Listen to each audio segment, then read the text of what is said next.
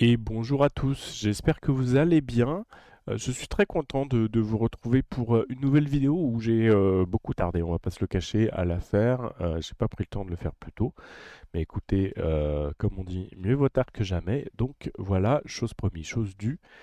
Voici un tuto, ou en tout cas une première approche de spad.next, un logiciel dont on a souvent discuté oralement, à l'écrit, sur des Discord, sur des forums, etc., avec nombre d'entre vous, et souvent vous me dites «Ah, je comprends pas». Alors déjà, je ne vois pas l'intérêt que ça a, puisque je peux tout faire en jeu, et enfin en simulateur, et je ne comprends pas comment ça marche.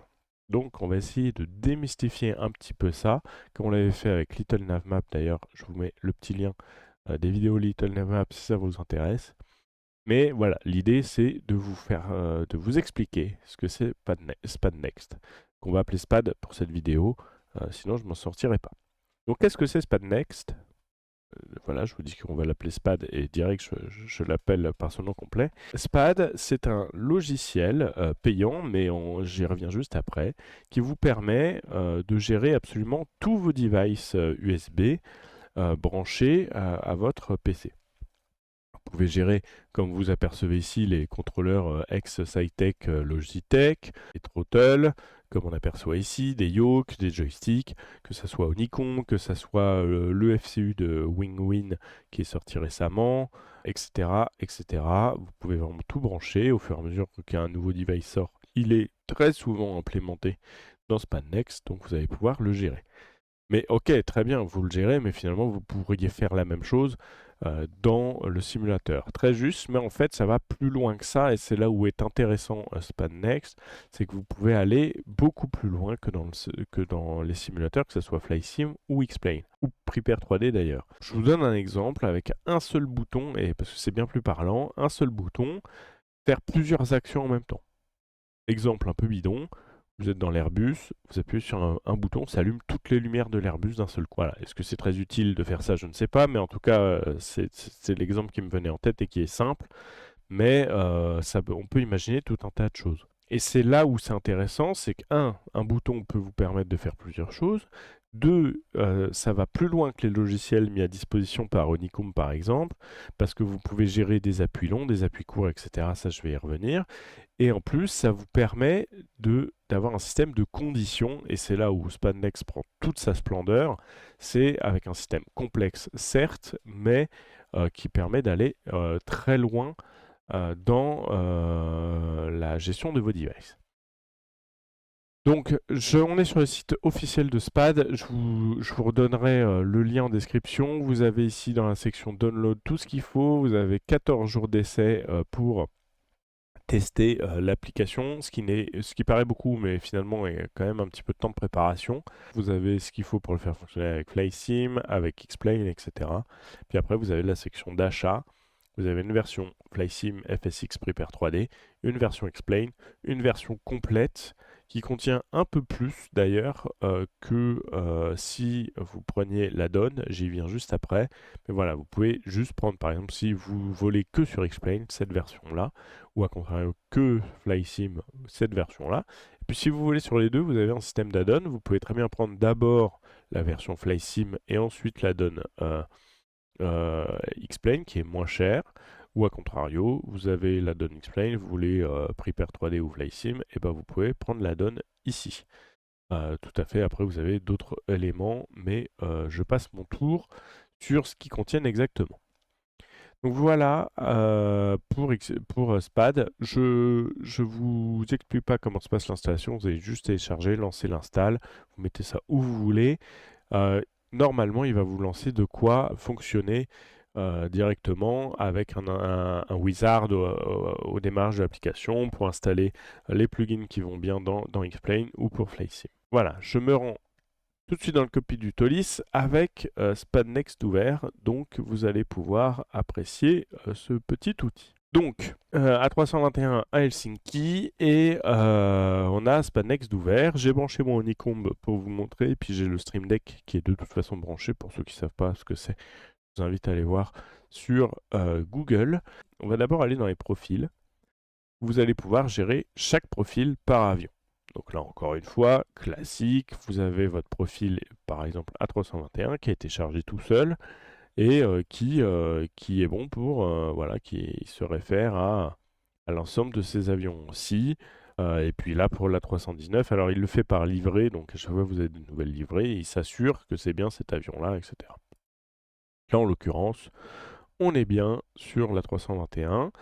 Donc vous pouvez faire un profil par avion, par typologie, après à vous de voir ce que vous préférez, etc. Vous pouvez aller euh, donc créer un nouveau profil depuis un existant, comme si je voulais faire une copie de celui-là, mais pour un autre avion.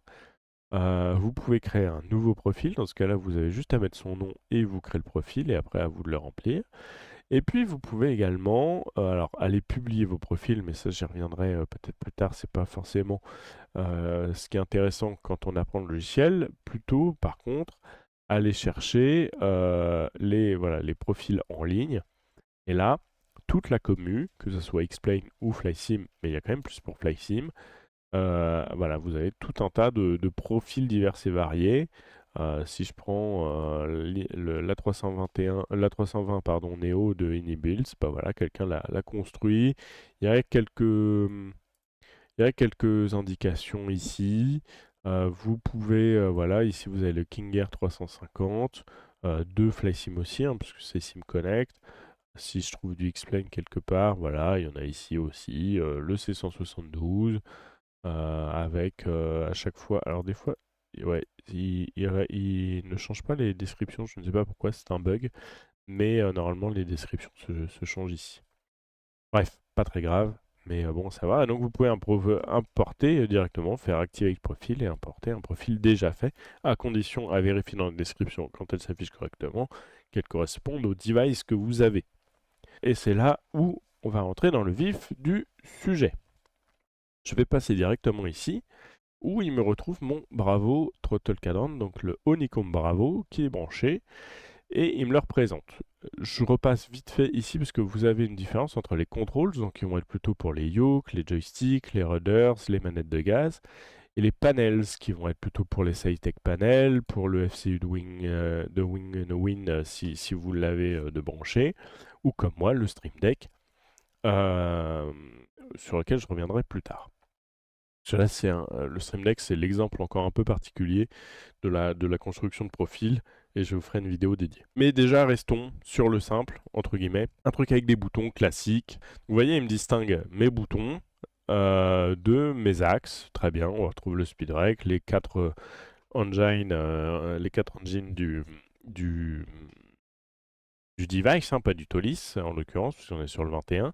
Et quand je les bouge, vous voyez, ça a une action. Et d'ailleurs, vous entendez pas parce que vous n'avez pas le son du simulateur, mais quand je bouge ici, ou mes différents axes, vous voyez que ça bouge également sans problème. Ok, jusque-là, c'est bon, c'est gentil, mais finalement, très bien, je peux faire la même chose en simulateur, et je suis bien d'accord avec vous. On va commencer avec un bouton des plus classiques. Alors là, en l'occurrence, c'est un bouton qui est censé être à la fin de l'axe du speed brake. Comme vous le voyez, là, mon speed brake est tout en bas. Et en fait, à la fin de l'axe, c'est un bouton. Ne me demandez pas pourquoi Honeycomb a choisi de faire ça. Je trouve ça un peu bizarre, mais admettons. C'est pas grave, on va le considérer comme un bouton classique, comme si vous appuyez normalement avec votre pouce. Vous le sélectionnez, et là, vous voyez en l'occurrence, bah voilà, il n'y a pas d'action, il n'y a pas d'événement qui se passe. Et pouvoir créer un événement. Ajouter un événement. Et cet événement, il va falloir lui mettre un déclencheur. Et vous avez en fait pour les boutons, parce que pour les axes c'est encore un petit peu différent, mais pour les boutons, vous avez ces déclencheurs-là. Donc soit vous pressez le bouton une fois, point, de manière tout à fait classique, on n'en parle plus. Mais ce qui est intéressant là, c'est que Spadnex différencie les appuis courts des appuis longs. Donc vous pouvez dire, dès que vous appuyez rapidement sur un bouton, moins d'une seconde, et ben ça va déclencher une action. A contrario, si vous appuyez longtemps, parce que vous avez paramétré aussi une action pour longtemps, et ben l'action de ce même bouton sera peut-être différente. Et c'est là où c'est très intéressant d'utiliser Spadnex, c'est que sur un même bouton, on peut paramétrer plusieurs choses, plusieurs états, etc. Et puis, derrière, vous avez Qu'est-ce qui se passe si je lâche le bouton, si je le maintiens, etc. aussi, vous pouvez tout à fait paramétrer ça.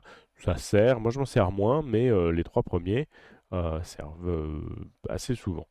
Si vous n'avez pas besoin de différenciation entre court et long, vous pouvez simplement prendre pressé, c'est ce qu'on va prendre là, ça ne change absolument rien pour la suite des exemples.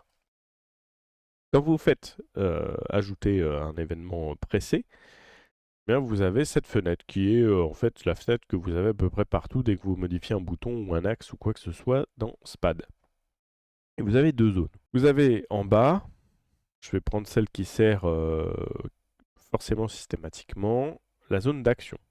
Qu'est-ce qui va se passer quand je vais appuyer sur ce bouton, que ce soit court, long, etc. Qu'est-ce qui va se passer? Et vous avez la zone. Est-ce que je dois faire cette action quand quelque chose est dans un état particulier? C'est une condition. Et là, ça devient un petit peu plus compliqué, mais on va déjà se contenter juste de l'action, dans un premier temps. Donc là, je vais pouvoir aller lui dire, bah, je veux ajouter une action, soit changer la valeur d'une data, parce qu'il faut savoir que ce soit dans Xplane ou FlySim, les datas n'ont pas le même nom, il y a les LVAR et les dataref d'un côté pour Xplane, mais ça fonctionne à peu de choses près pareil. C'est-à-dire que vous avez une data qui correspond à, je sais pas moi, si on prend l'exemple de la lumière du taxi de Thalys, une data taxi light, je sais pas son nom exact, on la retrouvera après, qui correspond à 0 pour éteinte, 1 pour taxi et 2 pour take-off. Je vous dis sûrement une bêtise, parce que je sais pas quelle est la valeur, mais normalement, en général, c'est quand il y a des états, c'est compris entre 0, 1, 2 et 3 selon le nombre d'états, etc. Et puis vous allez avoir envoyer un événement de simulation qui là correspondent, si je clique dessus, et que je vais dans Explain en l'occurrence, beaucoup plus à ce que vous retrouvez dans les options d'Explain, par exemple, et équivalent dans FlySim. Mais là, si en l'occurrence je cherche les événements concernant la lumière de taxi, bah, je retrouve les options d'Explain finalement, off, on et toggle. Mais dans un cas comme celui du Thalys, ça nous intéresse assez moyennement, puisque il y a 3 étapes pour cette lumière. Hein. Si je retourne sur le simu, vous voyez, on a... elle est où ma lumière de taxi? Je l'ai perdue. Elle est là, voilà. Off, taxi, take off. Donc on a 3 états. Donc le on-off n'est pas des plus intéressants. Donc il faut... Alors je vais juste démarrer l'avion, comme ça dans certains cas ça nous permettra d'avoir quelques options en plus. Voilà, mais en tout cas peut-être de voir un peu mieux ce qu'on fait. Bref, donc vous avez ici 3 états. Dans certains cas, vous ne trouvez donc pas ce qui vous intéresse dans les événements de simulation. Alors dans d'autres, ça peut être tout à fait utile, mais là en l'occurrence, pour nos lumières de taxi, notre exemple de lumière de taxi, c'est pas ce qui nous intéresse. Donc on va vouloir aller éditer une dataref d'Xplane. Donc là, l'exemple que je vais vous montrer est propre pour Xplane. Dans SpanNext, dans le simulateur, pardon, je vous invite à installer le plugin DataRefTool, qui est un plugin que vous trouvez sur le org, mais qui va être très important pour faire ce que vous voulez faire. En l'occurrence, alors je vais retirer ma recherche, voilà, vous retrouvez en fait toutes les commandes en vert et les datas en ref en blanc qui vous intéressent. Le but, c'est pas de vous faire un tuto sur DataRefTool, mais plutôt de vous montrer comment ça marche. Vous allez pouvoir, par exemple, aller chercher toutes les datas qui changent. Et là, en l'occurrence, bah, toutes celles qu'on voit s'afficher, c'est qu'elles sont en train de changer ou qu'elles ont changé récemment. Et si je mets le taxi, bah, elle a sûrement changé, mais on ne la voit pas. Donc ici, voilà, je vais rechercher taxi et je vois que la data change en temps réel à chaque fois que j'appuie. On passe de 0 à 1 et à 2 pour l'animation. Admettons que je veux bouger le switch. Alors, c'est toujours un peu salaud, c'est que des fois vous allez juste bouger le switch, mais l'animation du switch ne déclenche pas le fonctionnement du matériel lui-même. N'allumera peut-être pas la lumière, donc il faudra peut-être lui dire éditer cette dataref et ces deux-là par exemple. Mais bref, admettons que là, on n'en est qu'une, c'est pas grave pour l'exemple. Et on va dire que c'est celle-là qui nous intéresse. Donc vous allez sélectionner, vous faites copy name, vous revenez dans SPAD, et vous allez la chercher. Donc je suis allé dans, on reprend, hein, juste dans les actions, change data value, et hop, voilà, il vous la retrouve. Vous double-cliquez, et ça vous ouvre cette petite fenêtre. Et vous allez pouvoir lui dire, voilà, quand j'appuie sur mon bouton, je veux que la valeur de cette data ref, par défaut il met 0, elle soit 1. Et donc là, ça va faire que quand vous appuyez sur le bouton, si je valide, alors c'est un bouton à la con parce que je l'ai mis sur le bouton du Flaps, mais peu importe. Hop, vous voyez, là je suis descendu, on a aperçu en bas que ça passait à 1. Et si je rappuie, bah, ça reste à 1 puisque je lui ai dit d'être à 1 quand, quand j'appuie sur le bouton. Et c'est là où les conditions vont être intéressantes. Je vais lui dire, je vais ajouter une condition, je vais aller la chercher et je vais reprendre cette même variable. Là, je lui dis, voilà, donc automatiquement, il m'a remis dessus, et de toute façon, je l'ai toujours dans ma recherche, hein, donc je peux aller la chercher.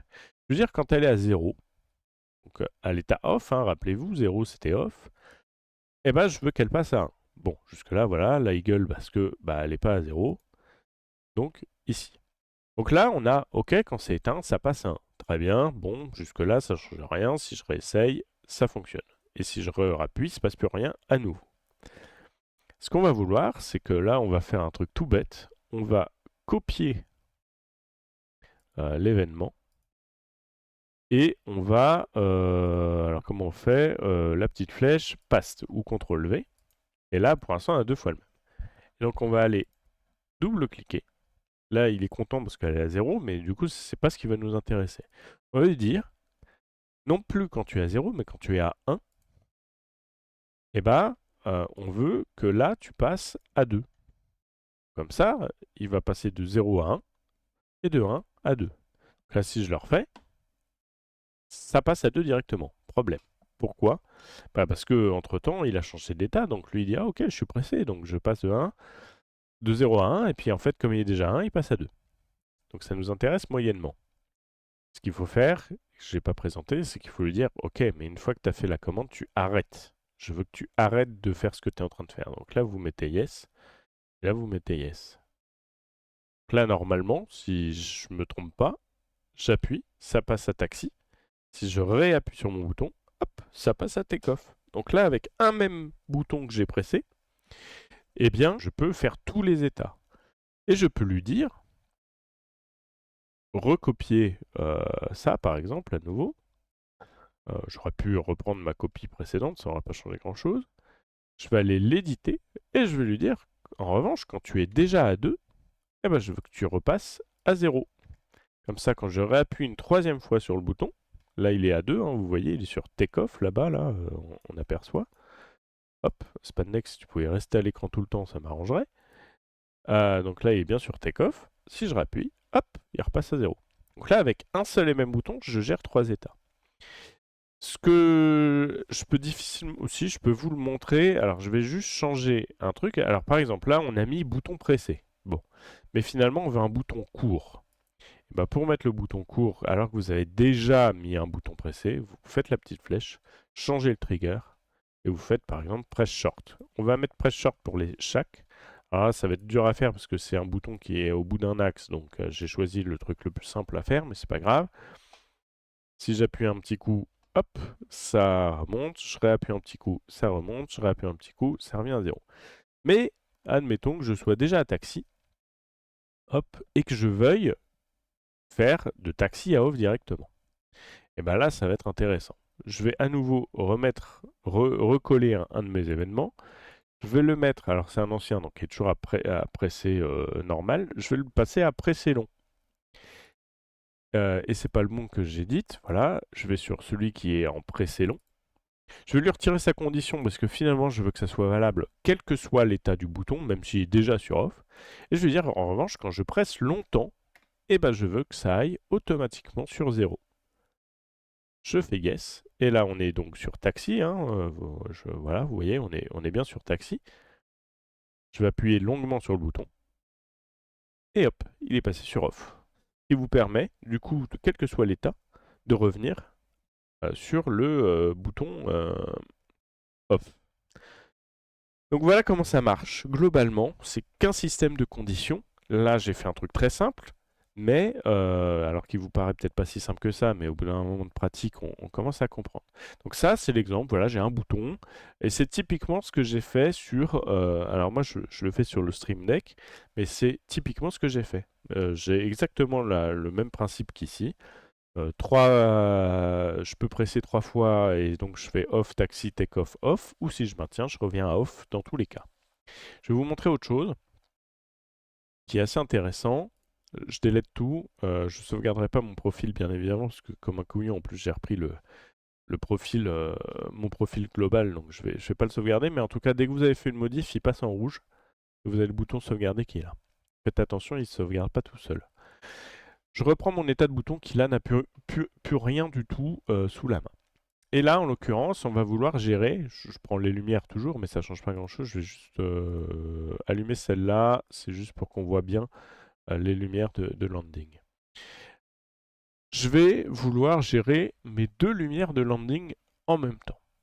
Sachant que, on va pas se le cacher, en général, 80% du temps, en tout cas moi c'est ma pratique, peut-être que je me trompe, les amateurs d'Airbus vous me direz, je passe de retract à on et de on à retract. Je passe quasi jamais à off. Et dans ce cas-là, c'est intéressant. On va reprendre notre bouton 33 que j'aime bien.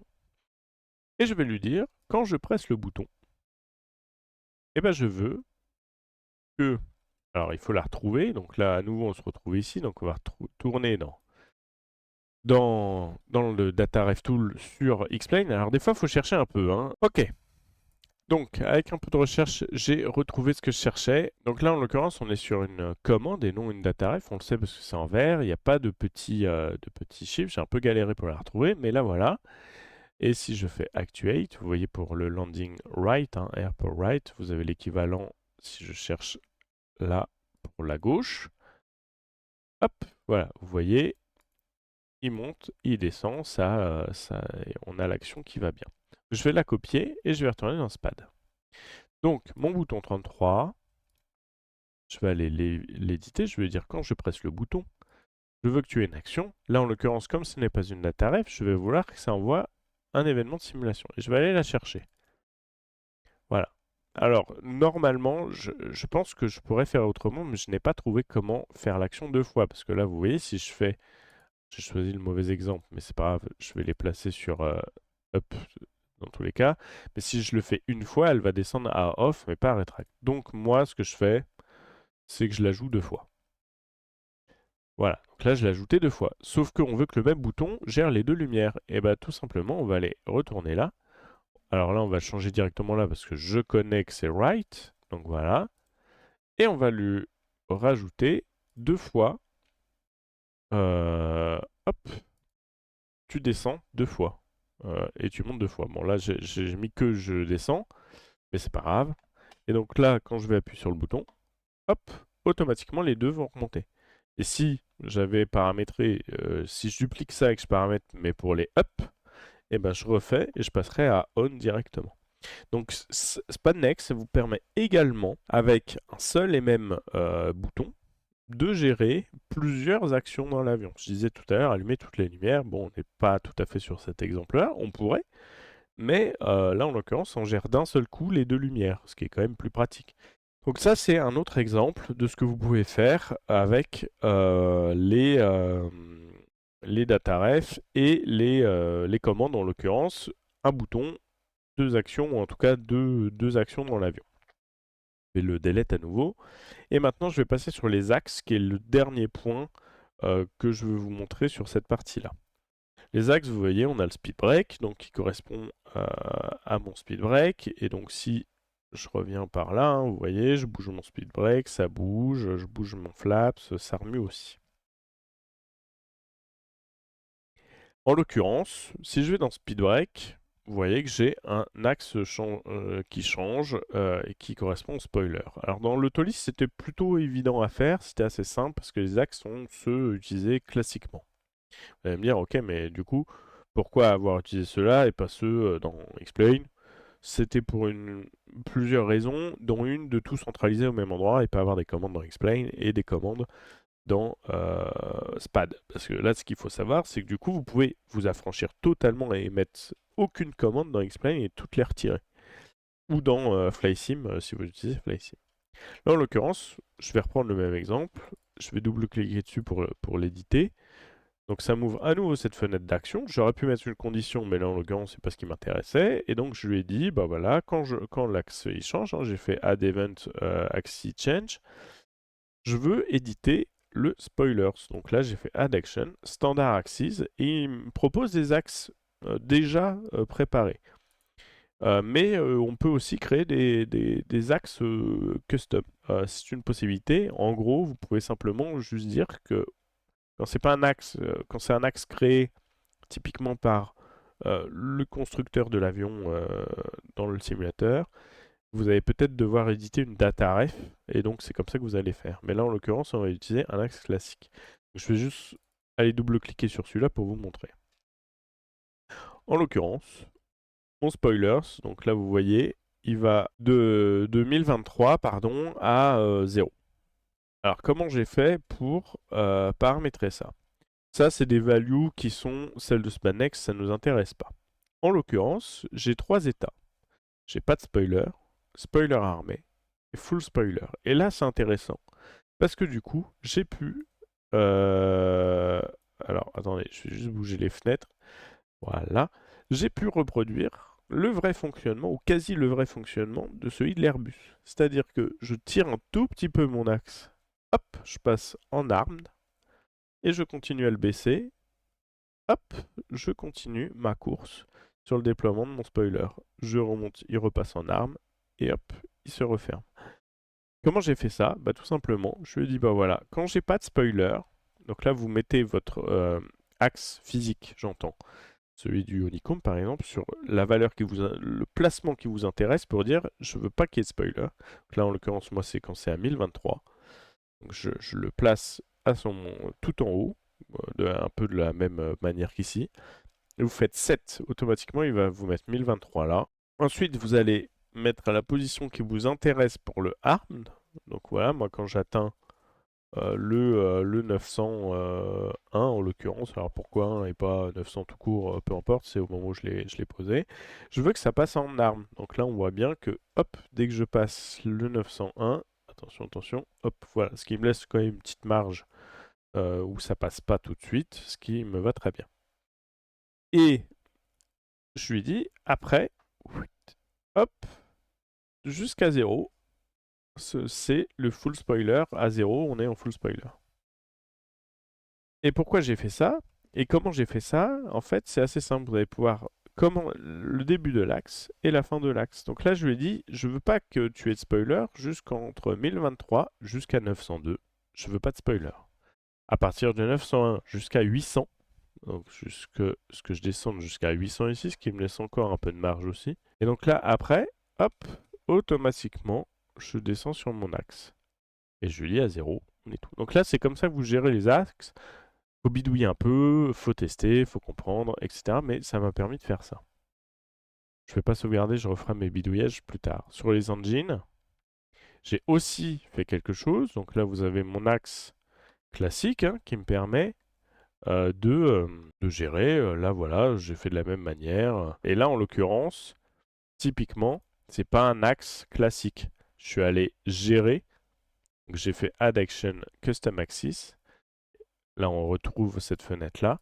Et je suis allé chercher l'édition du throttle input de Airbus Fly-by-Wire, je suppose. Mais en tout cas, la data ref du TOLIS qui gère les axes. Alors vous allez me dire, j'aurais pu utiliser celle d'Explain, oui, ça aurait très bien marché aussi. Mais en tout cas, pourquoi j'ai utilisé celle-là? C'est parce que dans les standards Axis Event, ça marchait pas avec les throttles classiques.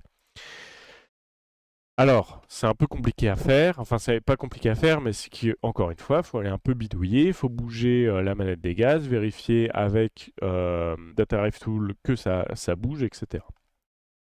En revanche, ce que j'ai fait d'intéressant, j'ai réussi à reproduire le système de reverse de l'avion. Comment j'ai fait? Tout simplement, donc je reprends, en fin des axes sur le honeycomb, vous avez des boutons. On les voit là, le 26 et 27 qui s'éclairent. Et bien ce que j'ai fait, quand je maintiens ce bouton, je veux que le throttle augmente, à condition que l'anime est à moins de 0. Alors pourquoi? Vous allez comprendre. Parce que vous voyez, il y a les petites manettes de reverse, ça déclenche 10 et 11. Et là, en fait, ça toggle des reverse. Donc automatiquement, quand je les soulève, ça me fait descendre ma manette d'un cran. Et en réalité, le fait de descendre ma manette d'un cran pour être en mode reverse, et bah ça passe l'animation de ces deux boutons à moins de 0. Et donc, là ce que j'ai fait, c'est que je dis ok, donc quand c'est à moins de 0 et seulement quand c'est à moins de 0, je veux que quand j'active le bouton 26 et 27, ça mette le full throttle pour qui finalement déclenche les reverse. Et si je remonte, alors j'ai pas trop l'entre-deux, mais au moins je peux voilà, je peux utiliser mes reverse comme ça. Voilà.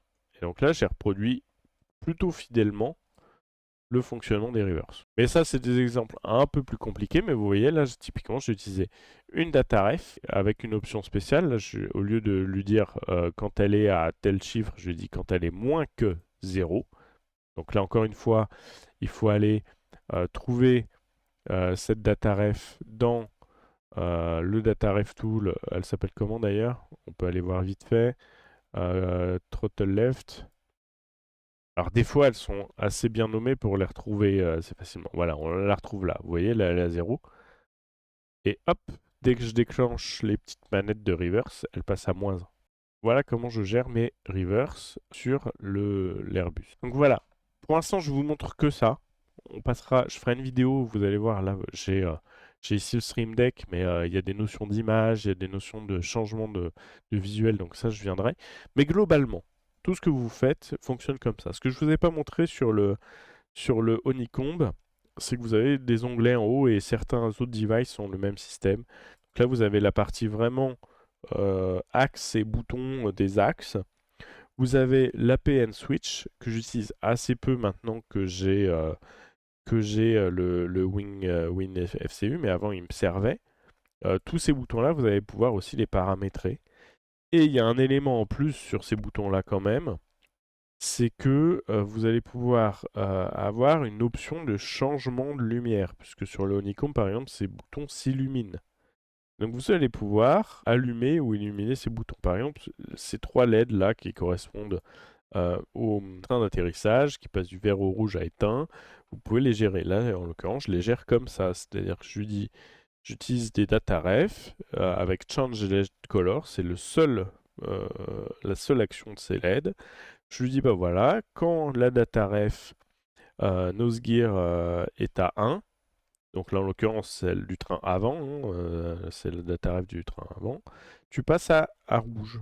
Quand elle est à 2, alors pareil, j'ai fait des tests pour savoir quels états, donc il faut voler, il faut lancer, c'est un peu fastidieux et long, mais une fois que vous les trouvez, vous êtes content et ça marche bien. De temps en temps, vous pouvez en trouver sur internet, mais c'est pas toujours évident. Là, quand cette même data ref est à 2, eh ben, je veux que ça soit à vert. Et en l'occurrence, quand elle est ni sur 2 ni sur 1, donc tout autre état que 1 et 2, je veux qu'elle soit éteinte. Alors ça aurait pu être 0, en l'occurrence je ne sais pas pourquoi j'ai mis ça, je me souviens plus, c'est qu'il y avait sûrement une bonne raison, mais je ne sais plus laquelle. Donc j'ai répercuté ce système avec les bonnes data ref, puisqu'elles changent en fonction du landing gear dessus. Donc voilà comment vous pouvez tout paramétrer, que ce soit rudder, que ce soit honeycomb, que ce soit le joystick Airbus, que ce soit le FCU de Wing. Moi j'utilise l'appli officielle parce que c'est déjà paramétré, que ça m'allait bien comme ça, mais si je dois faire un profil pour le Zibo par exemple, parce que finalement c'est exploitable aussi, bah, je passerai par là. Si vous avez un Stream Deck qui est un excellent outil, pas prévu pour ça à la base, mais franchement vous pouvez faire des trucs vraiment excellents, je reviendrai dessus plus tard, mais vous pouvez aussi le paramétrer. Tout ce qui est les contrôles panels de SciTech et compagnie, vous pouvez aussi. Voilà ce que je voulais vous dire sur Spandex. J'ai bien galéré à faire ce tuto parce que c'est pas si simple que ça. Donc j'espère que j'ai été clair, n'hésitez pas à me dire. Je vous ferai un tuto spécial Stream Deck pour vous montrer aussi ce qu'on peut faire avec les images, etc. C'est un peu plus long, mais on peut faire des choses vraiment sympas. Et puis voilà quoi, globalement, ce que je pouvais vous dire. Donc n'hésitez pas à me dire si c'est pas clair. Soit je ferai des vidéos plus courtes sur des fonctions spécifiques, soit je prendrai le temps de vous répondre, soit je referai carrément une vidéo plus au propre. Si ça vous tente et si ça vous paraît trop peu clair dans celle-ci, et bah pas grave, on efface, on recommence et on fera quelque chose de plus simple. Mais voilà, en tout cas, vous avez la grande idée. Finalement, une fois que vous avez compris ce principe de condition, de data ref, surtout ce qui est important, c'est ce système de data ou de LVAR pour FlySim.